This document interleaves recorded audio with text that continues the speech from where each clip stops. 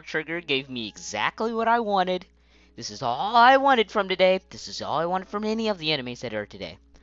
I just wanted something to meet expectations, to just be solid in introducing characters, and that's really about it. I didn't want too much from today, but the only anime that seemed to do it was World Trigger. Thank you, World Trigger.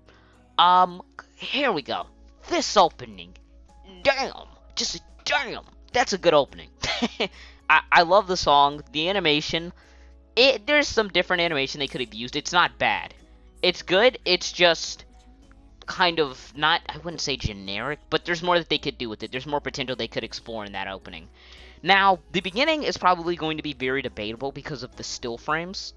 The way that they introduced the story was more like them showing us like pages of a book, and personally, I think that can be debatable because I was at first like, really, why still frames? But then I was like, but they're telling a story, and all they're doing is giving a backstory. They weren't really trying to give us really plot-heavy information. All they were doing was telling us, hey, there's these enemies called neighbors, and they come from somewhere across the gate, and pretty much they wiped out this town until this group named the Border came apart to protect the town.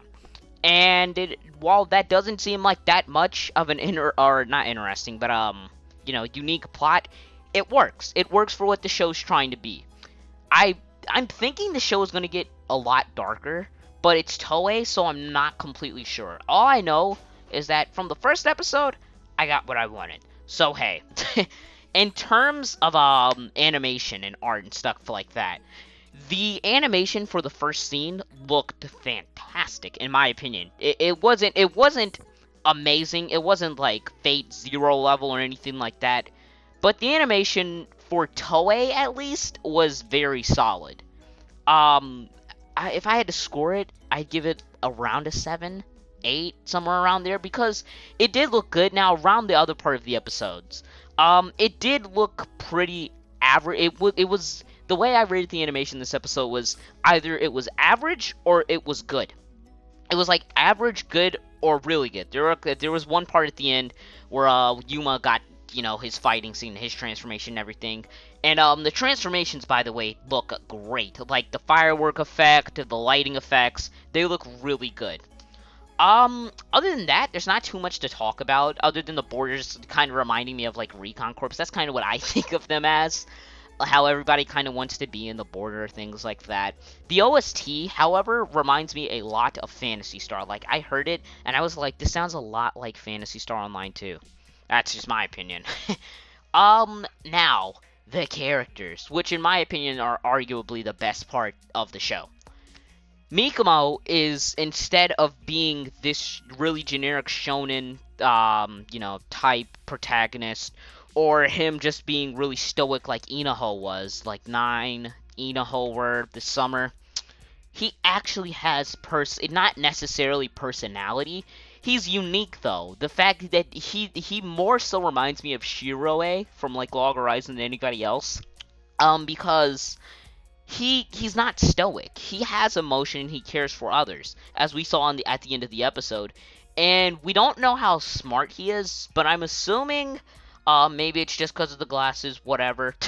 He's going to be pretty interesting. I really do.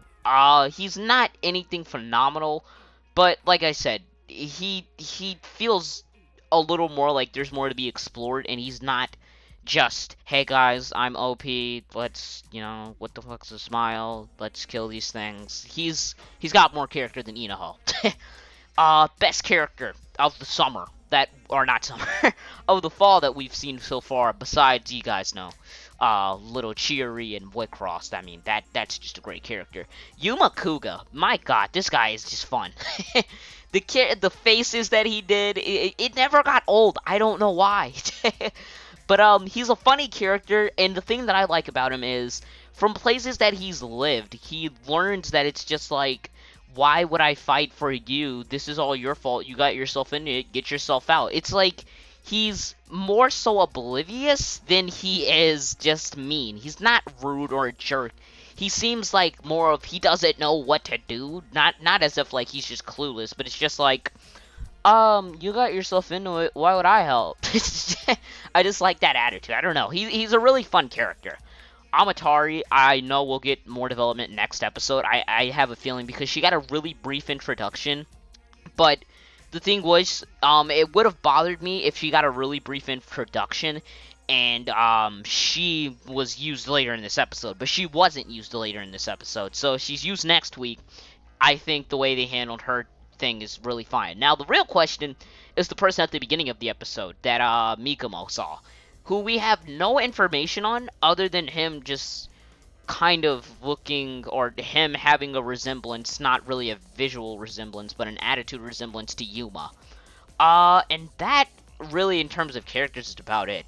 Art is average in some cases, it fits and it looks really good in some cases, but it was inconsistent, and I think that was more so the biggest problem with World Trigger. It was the art. I don't think the animation was ever that bad. Like I said that it was either slightly above average or it was good. But the art went from it was never really bad, but it went from like really generic. How should I say? It was like a Kami got killed generic, which isn't bad. It's mediocre, and it's just average. So it goes from average to good to average to good, but it doesn't do it that much. That really doesn't happen until a couple of scenes within the second half, and I think that's not that bad in terms of art. Now, there were some animation derps where it was just like they were in the Forbidden Field, and Mikomo was just kind of like I think he was like the only person that had a face, and everybody else was they had eyebrows and a mouth, but they had no eyes or a nose. That's a pretty big animation derp, but I'm not going to count the episode 2 off on it because it was the only animation derp that I could actually spot in terms of, that really just stood out. The hype, though, I will say, this was worth it. I really do feel as if my hype, I was really hyped for this, to be honest, and it worked. Now, this is a minor plot hole, and to some it may not be considered a plot hole, but I really do think it is. The time that Yuma, I don't think it was Yuma, it was Mikomo, who ended up, using his trigger, which we still need development on that. I think they're going to explain that next episode. But his trigger, the time that he had used it, it was just like, couldn't the neighbor have eaten the bully by then? Just like, come on, bro. But it's Toei, so you got to know what you're getting into. It's a shonen, and it seems lighthearted, so I'm not going to get too into that. That's really a really minor one. So, like I said, it's objectively, I'm not going to count it off because I don't think that's really an issue. There were some awkward pauses in the show, I will say that, but they didn't really affect me. It was just kind of like, this is build up. No, it's pausing. Did it? No, it's build up. I was just kind of confused.